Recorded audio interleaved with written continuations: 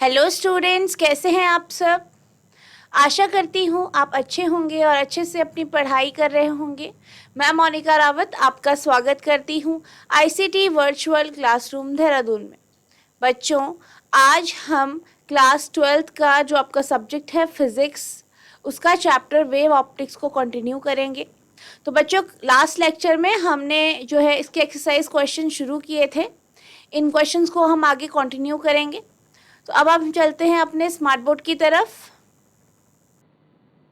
अब हम चलते हैं अपने अगले क्वेश्चन की तरफ। तो आज का हमारा जो पहला क्वेश्चन है, पहला प्रश्न है, वो आपका ये है।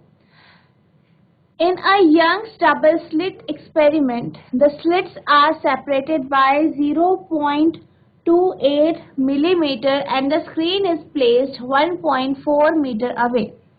यानी यंग के डबल स्लिट प्रयोग में स्लिट को 0.28 मिलीमीटर से अलग किया जाता है और स्क्रीन को 1.4 मीटर दूर रखा जाता है। The distance between the central bright fringe and the fourth bright fringe is measured to be 1.2 centimetre.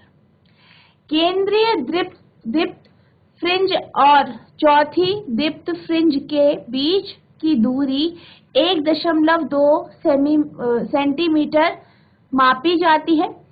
Determine the wavelength of light used in the experiment. प्रयोग में प्रयुक्त प्रकाश का तरंग दैर्ध्य ज्ञात कीजिए। तो हमें क्या दिया गया है, ये क्या है आपका एक यंग डबल स्लिट एक्सपेरिमेंट आपको दिया गया है, जिसमें आपको जो स्लिट है, स्लिट के बीच की जो दूरी है वो आपको दी गई है, स्क्रीन की दूरी स्लिट से वो आपको दी गई है, ठीक है।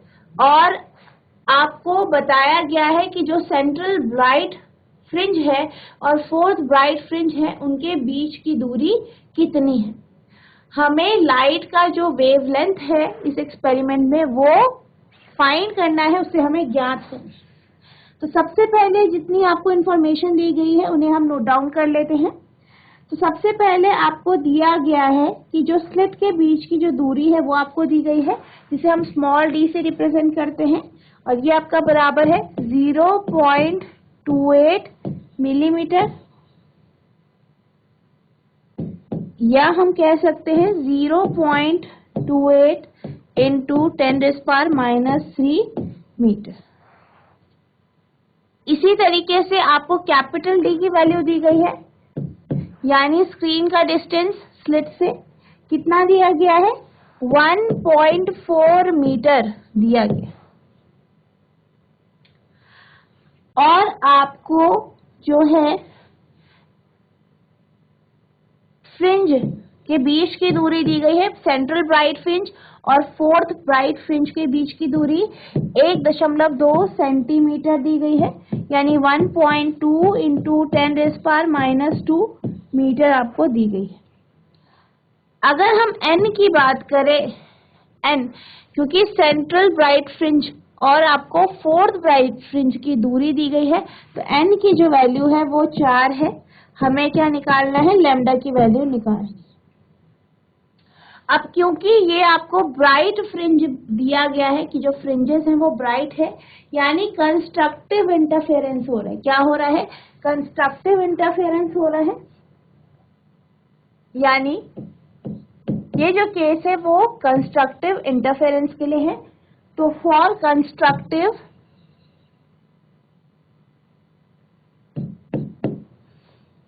इंटरफेरेंस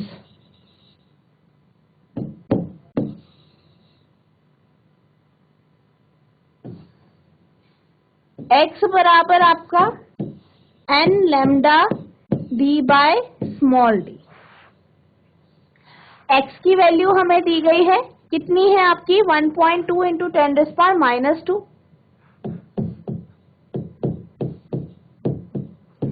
n आपका 4 है, लैम्डा आपको निकालना है, d की वैल्यू आपको, कैपिटल D की वैल्यू 1.4 मीटर दी गई है, और स्मॉल d की वैल्यू 0.28 इंटू 10⁻³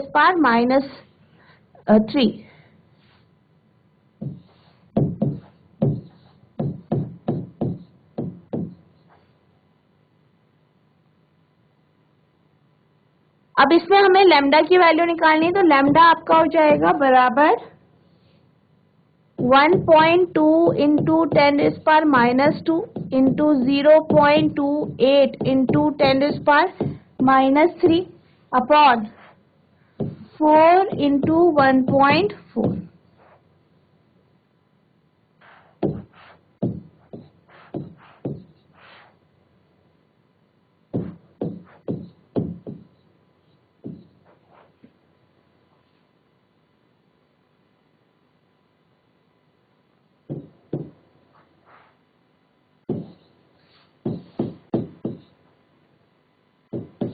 तो हमारे पास जो लैम्डा की वैल्यू आई है वो आपकी कितनी आई है, 6 इंटू 10⁻⁷ मीटर।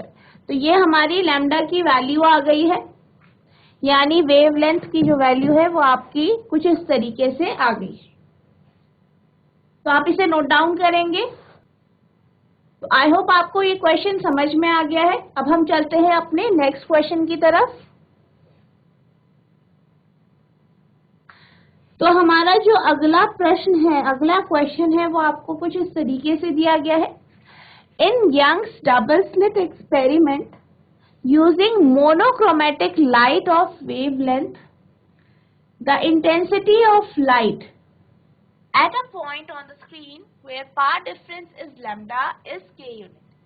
यानी यंग का जो डबल स्लिट एक्सपेरिमेंट है उसमें एक वर्णी लाइट यानी मोनोक्रोमेटिक लाइट को यूज किया गया है जिसका वेवलेंथ लैम्डा है, और जो लाइट की इंटेंसिटी है स्क्रीन पे, यानी स्क्रीन पे जो प्रकाश की तीव्रता है, ठीक है, जहां पे पाथ डिफरेंस लैम्डा है, ये आपको दिया गया है। कितनी है वहां पे आपकी प्रकाश की तीव्रता या intensity of light, k unit. ये कहा गया है कि what is the intensity of light at a point where path difference is λ/3। यानी आपको बताना है कि प्रकाश की तीव्रता या इंटेंसिटी ऑफ लाइट कितनी होगी जहां पे पाथ डिफरेंस आपका λ/3 है।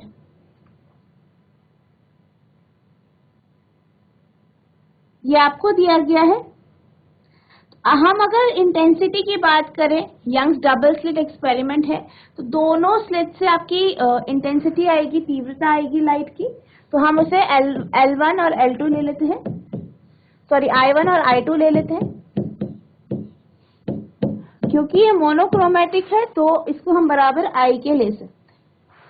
अगर हम रिजल्टेंट इंटेंसिटी की बात करें तो ये हमारे पास I1 plus I2 plus 2 under the root I1 I2 cos theta आ जाएगा।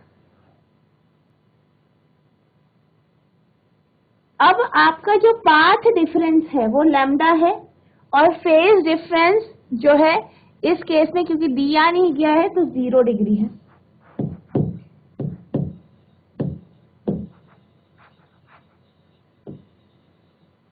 पाथ डिफरेंस जो है वो क्या है, लैम्डा है, और जो आपका फेज डिफरेंस है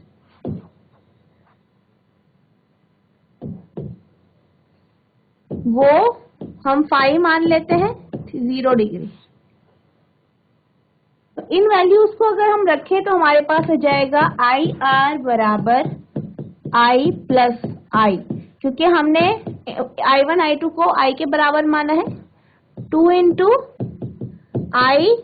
इंटू I cos 0 डिग्री, यानी हमारे पास हो जाएगा 4I आ जाएगा इसका रिजल्ट, जो कि आपके k के बराबर है। ठीक है, यानी जैसे कि यहाँ पे दिया गया है कि जो इंटेंसिटी है लाइट की स्क्रीन पे वो k यूनिट है, तो ये आपका k के बराबर हो जाएगा। अब जब आपका पाथ डिफरेंस λ/3 है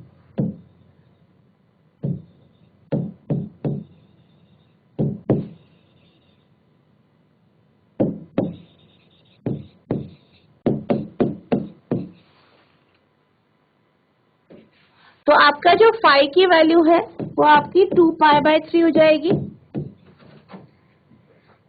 यानी I' R बराबर I प्लस 2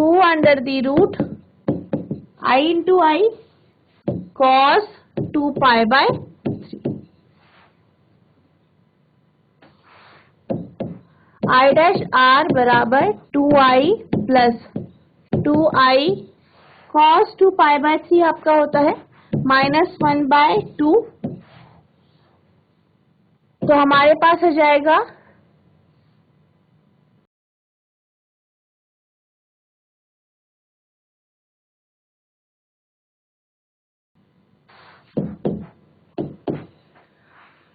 तो जो हमारी i की वैल्यू है वो हमारी यहाँ पे आप देख सकते हैं 4i बराबर k है, तो यानी i की वैल्यू k/4 आ गई है यहाँ पे हमारी. तो इस तरीके से आप इस क्वेश्चन को अटेम्प्ट करेंगे, इस तरीके से आप इस क्वेश्चन को करेंगे. अब हम चलते हैं अपने अगले क्वेश्चन की तरफ. तो हमारा जो अगला प्रश्न है, जो अगला क्वेश्चन है आपका कुछ इस तरीके से दिया गया है. A beam of light consisting of two wavelength 650 nanometer and 520 nanometer is used to obtain interference fringe in a Young's double slit experiment. यानी प्रकाश की एक किरण जिसमें दो तरंग दैर्ध्य है 650 नैनोमीटर और 520 नैनोमीटर शामिल है. यानी एक बीम है लाइट की क्या है, किरण है जिसमें दो वेवलेंथ है 650 नैनोमीटर और 520 nanometer. Is used to obtain interference fringe in a Young's double slit experiment. इसका उपयोग यंग की द्विझिरी जो एक्सपेरिमेंट है उसमें यूज किया गया, उसमें इसका उपयोग किया गया. पहला है find the distance of third bright fringe on the screen from the central maximum for wavelength 650 nanometer. यानी सबसे पहले आपको ये बोला गया है कि आपको दूरी निकालनी है, ठीक है, डिस्टेंस निकालनी है, दूरी निकालनी है तीसरी ब्राइट फ्रिंज की स्क्रीन पे जो कि सेंट्रल मैक्सिमा से जो आपकी तीसरी ब्राइट फ्रिंज है उसकी, जिसका वेवलेंथ 650 नैनोमीटर है. दूसरा आपको कहा गया है what is the least distance from the central maximum where the bright fringe due to both the waves coincide. यानी आपको बताना है कि सबसे कम दूरी, ठीक है, जो आपका केंद्रीय अधिकतम है या सेंट्रल मैक्सिमम है उसकी होगी ब्राइट फ्रिंज से जब दोनों के दोनों फ्रिंज जो है या दोनों की दोनों जो लाइट है वो कोइंसाइड करती है. यानी दोनों के दोनों जो वेवलेंथ वाली लाइट है वो दोनों क्या करती है, कोइंसाइड करती है. तो तब क्या होगा, प्रकाश की एक किरण जिसमें दो तरंग दैर्ध्य 650 नैनोमीटर और 520 नैनोमीटर शामिल है, यंग के द्विझिरी में व्यतिकिरण फ्रिंज प्राप्त करने के लिए उपयोग किया जाता है. पहला है स्क्रीन पर तीसरे उज्ज्वल फ्रिंज की दूरी का पता लगाइए. तरंग दैर्ध्य 650 नैनोमीटर के लिए केंद्रीय अधिकतम से कम दूरी क्या है जहां दोनों तरंग दैर्ध्यों के कारण दीप्त फ्रिंजें संपाती है. सबसे पहले हमें जो इसमें इंफॉर्मेशन दी गई है उसे हम नोट डाउन कर लेते हैं. तो जो हमें दो वेवलेंथ दी गई है, तरंग दैर्ध्य दी गए हैं 650 नैनोमीटर और 520 नैनोमीटर, इसे हम λ1 और λ2 ले लेते हैं. यानी λ1 जो है बराबर है 650 नैनोमीटर के, यानी 650 इंटू 10⁻⁹ मीटर. λ2 की अगर हम बात करें, λ2 है हमारा 520 नैनोमीटर, यानी 520 इंटू 10⁻⁹ मीटर. अब हम पहले केस को लेते हैं. इसमें बात की गई है आपके थर्ड ब्राइट फ्रिंज की. किसकी बात की गई है, थर्ड ब्राइट फ्रिंज की बात की गई है. यानी n की वैल्यू 3 है और वेवलेंथ की वैल्यू आपको दी गई है जो कि क्या है, 650 नैनोमीटर वाली वेवलेंथ है. यानी n आपकी क्या है, 3 है. तो ब्राइट फ्रिंज के बारे में कह रहे हैं, ठीक है। तो x बराबर n lambda 1 d by small d हो जाएगा। n3 है, लैम्डा 1 650 है, d as it is, small d as it is आप लिख लेंगे, दिस इज nm। अब आपको क्या कहा गया है, आपको डिस्टेंस निकालनी है। सेकेंड केस में क्या कहा गया है आपको कि जो आपकी फ्रिंज है दोनों फ्रिंजें कोइंसाइड कर रही है, तो हम ये मान लेते हैं let nth fringe due to lambda 2 क्या है आपकी 520 नैनोमीटर, ठीक है। लैम्डा 2 जो है आपका 520 है, ये कोइंसाइड करती है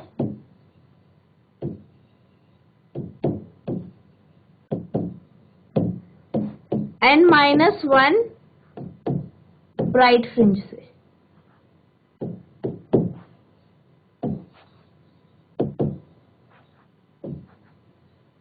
ड्यू टू लैम्डा 1 बराबर 650।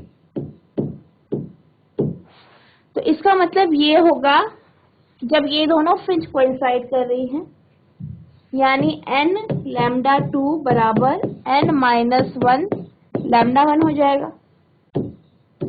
लैम्डा 2 आपका 520 है, लैम्डा 1 आपका क्या है 650, 650। इसे हम सॉल्व कर लेते हैं।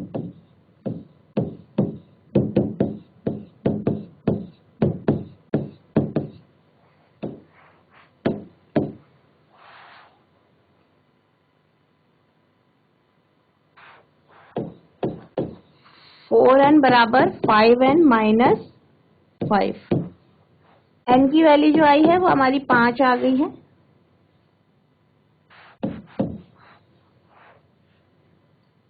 तो द लीस्ट डिस्टेंस रिक्वायर्ड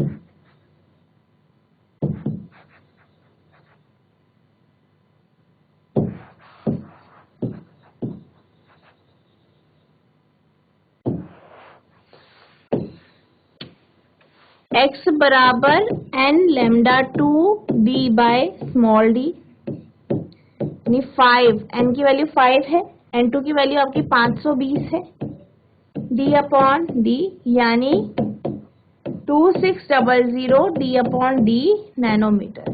तो ये इसका आंसर आ जाएगा आपका कि लीस्ट डिस्टेंस आपका इतना होगा। आई होप आपको समझ में आ गया होगा ये क्वेश्चन। अब हम चलते हैं अपने अगले क्वेश्चन की तरफ। तो हमारा जो अगला क्वेश्चन है, अगला प्रश्न है वो आपका ये है, in a double slit experiment the angular width of a fringe is found to be 0.2 degree. यानी एक डबल स्लिट एक्सपेरिमेंट है जिसमें जो एंगुलर विड्थ है फ्रिंज की, कोणीय चौड़ाई जो है फ्रिंज की वो आपकी क्या है 0.2 डिग्री है, और ये जो है स्क्रीन से 1 मीटर की दूरी पे स्थित है। The wavelength of light used is 600 nanometer, यानी 600 नैनोमीटर की जो लाइट है इसका इसमें उपयोग किया गया है। What will be the angular width of the fringe if the entire experimental apparatus is immersed in water? यानी आपसे ये पूछा गया है कि एंगुलर विड्थ क्या होगी फ्रिंज की, कोणीय चौड़ाई क्या होगी फ्रिंज की, अगर हम पूरे के पूरे एक्सपेरिमेंट को पानी में डुबा के करें। Take refractive index of water 4/3, ठीक है, यानी आपका जो अपवर्तनांक है आपको 4/3 लेना है। तो ये आपका क्या है क्वेश्चन है।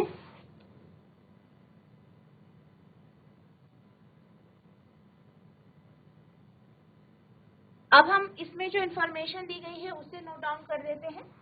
हमें θ1 दिया गया है, कोणीय चौड़ाई 0.2 डिग्री, कैपिटल डी की वैल्यू हमें दी गई है 1 मीटर, ठीक है, यानी स्लिट का और स्क्रीन की दूरी आपकी 1 मीटर है। लैम्डा की वैल्यू दी गई है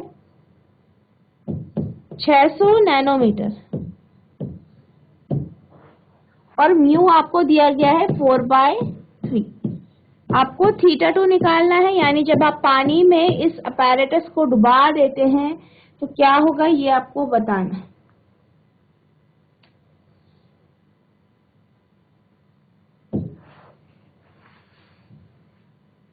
अब जो आपका कोणीय चौड़ाई है θ2 θ1, θ1 आपकी एयर में है, θ2 आपकी वाटर में है यानी जल में है। ये आपका बराबर हो जाएगा λ2 अपॉन λ1 के, यानी 1/μ के। तो 1/μ की बात करें, म्यू की वैल्यू हमें 4/3 दी गई है, तो 1/μ 3/4 हो जाएगा। अब θ2 आपका बराबर हो जाएगा 3/4 θ1। θ2 की वैल्यू हो जाएगी 3/4, θ1 जो है आपका 0.2 डिग्री है, यानी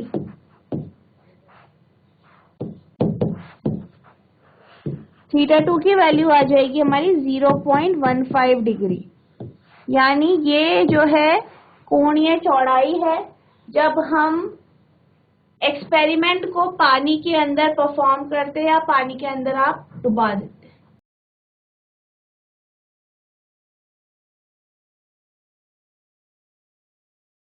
अब हम अगले क्वेश्चन की तरफ चलते हैं। तो हमारा जो अगला प्रश्न है वो हम ये पूछा गया है, what is the Brewster's angle for air to glass transition if refractive index of glass is 1.5। हवा से कांच के जो ट्रांजिशन होता है, संक्रमण होता है, उसके लिए जो ब्रूस्टर्स कोण है वो क्या होगा अगर आपको कांच का अपवर्तनांक 1.5 दिया गया है। यानी हमें आईपी की वैल्यू निकालनी है और हमें म्यू की वैल्यू दी गई है 1.5। अगर हम ब्रूस्टर्स लॉ देखें तो उससे हमने देखा था, ब्रूस्टर के नियम से tan IP बराबर होता है म्यू के, यानी IP बराबर होगा tan inverse of mu. IP बराबर होगा आपका tan इनवर्स ऑफ म्यू, यानी म्यू क्या है 1.5 है। यानी IP की वैल्यू जो होगी वो आपकी, अगर हम tan टेबल देखें तो आपकी जो IP की वैल्यू इस केस में आ गई है वो आपकी आ गई है 0.15 डिग्री, यानी 0.15 डिग्री। तो इस तरीके से आप इस क्वेश्चन को सॉल्व करेंगे।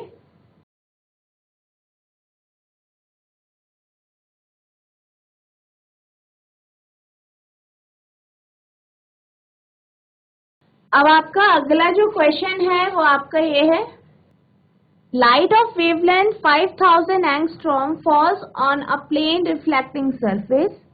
यानी जो प्रकाश है जिसकी वेवलेंथ यानी तरंग दैर्ध्य 5000 एंगस्ट्रॉम है, वो एक प्लेन में रिफ्लेक्टिंग सरफेस है, ठीक है, उस पे वो पड़ता है। What are the wavelength and frequency of reflected light? यानी जो रिफ्लेक्टेड लाइट है, परावर्तित प्रकाश है, उसकी वेवलेंथ तरंग दैर्ध्य और फ्रीक्वेंसी यानी जो आपकी आवृत्ति है वो आपको निकालनी है। For what angle of incidence is the reflected ray normal to the incident ray? यानी आपको ये बताना है कि किस एंगल के लिए, किस आपतित कोण के लिए, जो आपतन कोण है इसके लिए जो आपकी रिफ्लेक्टेड रे है, परावर्तित किरण है, और इंसिडेंट रे है, दोनों क्या होंगी, आपस में अभिलंब होंगी, नॉर्मल होंगी। तरंग दैर्ध्य 5000 एंगस्ट्रॉम का प्रकाश एक परावर्तक सतह पर गिरता है। क्या परावर्तित प्रकाश की तरंग दैर्ध्य और आवृत्ति क्या है?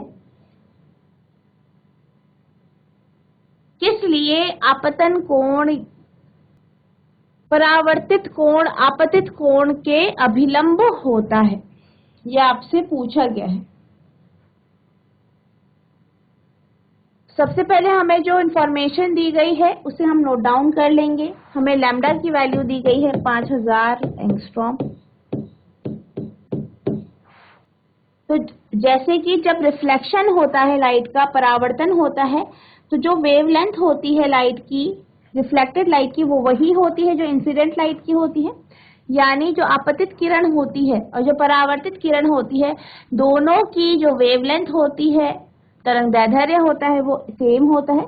यानी जो आपकी रिफ्लेक्टेड लाइट आएगी, जिसको हम लैम्डा डैश लिख सकते हैं, इसका भी जो तरंगदैर्ध्य है या फिर वेवलेंथ है वो आपका 5000 एंगस्ट्रॉम आ जाएगा।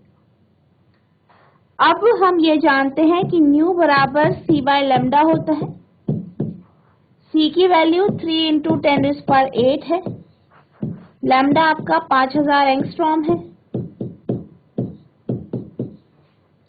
यानी न्यू की जो वैल्यू आई है वो आपकी 6 इंटू 10⁻14 हर्ट्ज आ गई।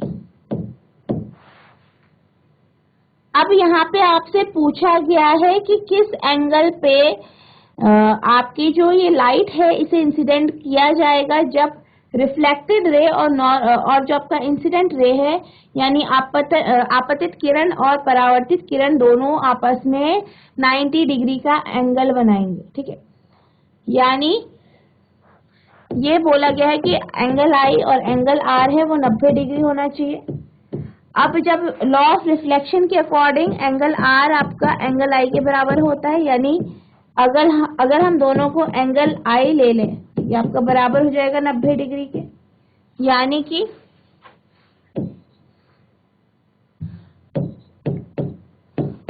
ट्वाइस ऑफ एंगल आई बराबर 90 डिग्री। यानी एंगल आई की वैल्यू आपकी कितनी आ गई? 45 डिग्री।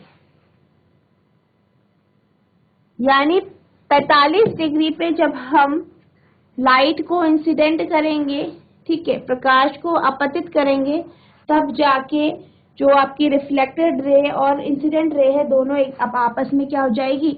लंबवत यानी परपेंडिकुलर हो जाएगी। आई होप आपको ये क्वेश्चन समझ में आ गया होगा। अब हमारा अगला प्रश्न जो है वो ये है, estimate the distance for which ray optics is good approximation for an aperture of 4 millimeter and wavelength 400 nanometer।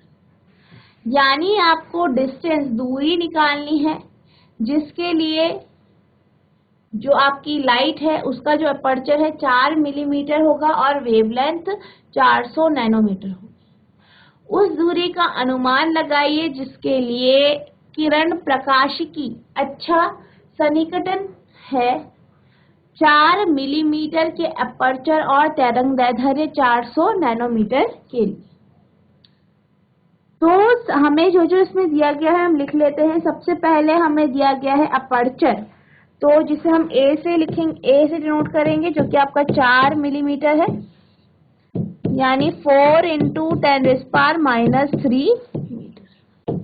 वहीं हम लैम्डा की बात करें, लैम्डा हमारा 400 नैनोमीटर है, यानी 400 इंटू 10⁻⁹ मीटर, या हम इसे लिख सकते हैं 4 इंटू 10⁻⁷ मीटर।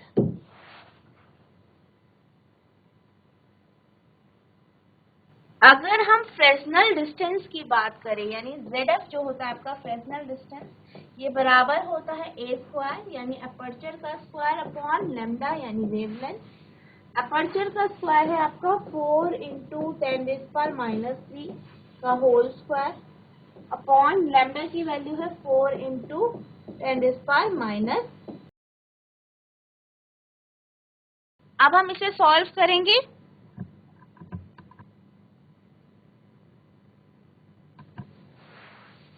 तो जब हम इसे सॉल्व करेंगे तो हमारे पास हो जाएगा 4 इंटू 10⁻⁴ मीटर, या हम लिख सकते हैं 40 मीटर। तो ये हमारा क्वेश्चन 10 जो है इसका सल्यूशन आ गया है। इस तरीके से आप इसे सॉल्व करेंगे।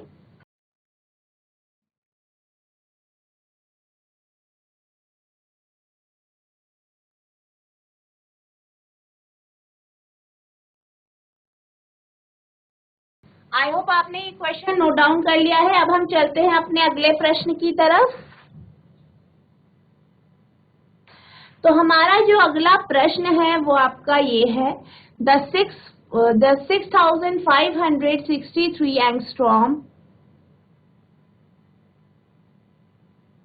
H2 line, the hydrogen line emitted by hydrogen in a star is found to be red shifted by 15 angstrom. किसी तारे में हाइड्रोजन द्वारा उत्सर्जित 6563 एंगस्ट्रॉम H2 रेखा 15 एंगस्ट्रॉम द्वारा पुनर्वितरित पाई जाती है। Estimate the speed with which the star is descending from the earth. उस गति का अनुमान लगाइए जिससे तारा पीछे हट रहा है। ठीक है, तो आपको यहाँ पे जो है वेवलेंथ दी गई है और शिफ्ट दिया गया है। वेवलेंथ में जो शिफ्ट है वो दिया गया है और आपको क्या निकालना है, जो आपका स्टार है, तारा है, उसकी जो स्पीड है वो आपको निकालनी है।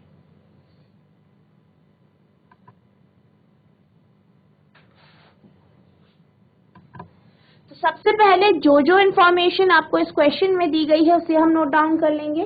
सबसे पहले हमें लैम्डा की वैल्यू दे दी गई है 6563 एंगस्ट्रॉम, यानी जिसे हम कह सकते हैं 6563 इंटू 10⁻⁻10 मीटर।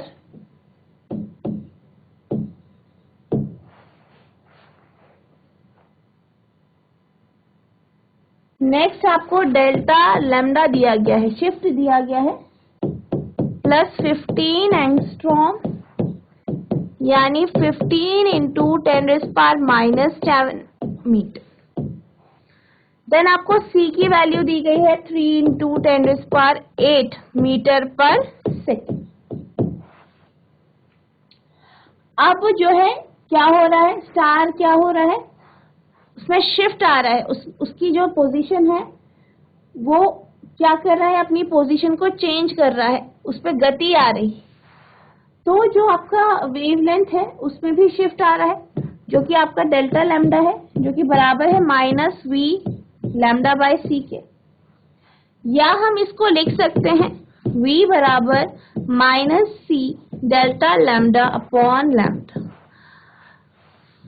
यानी v बराबर आपका आगे है, c की वैल्यू आपकी 3 इंटू 10⁸ मीटर पर सेकेंड होती है, इंटू 15 बाय 6563।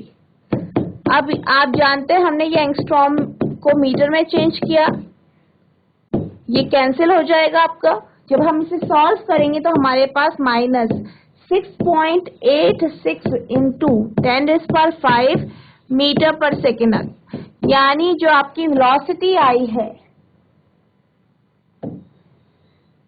वेग जो आया है तारे का, वो आपका ये आया है -6.86 इंटू 10⁵ मीटर पर सेकेंड।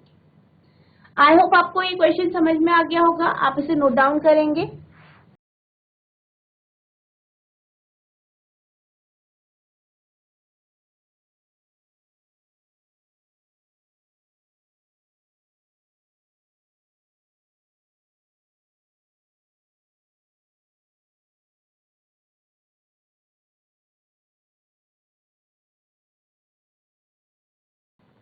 तो बच्चों, मैं आशा करती हूँ जो क्वेश्चन मैंने आज आपको समझाए आपको अच्छे से समझ में आ गए होंगे, आपने अच्छे से उसे नोट डाउन कर लिया होगा। आपको इन क्वेश्चन को घर में जाके रिवाइज करना है। आगे के जो क्वेश्चंस हैं उन्हें आपको कोशिश करनी है करने की, और अगर किसी भी तरीके का कोई भी डाउट होता है तो नेक्स्ट सेशन में आप पूछेंगे। तो बच्चों, आज के लिए बस इतना ही, मिलते हैं अब नेक्स्ट सेशन में। तब तक के लिए thank you and have a nice day.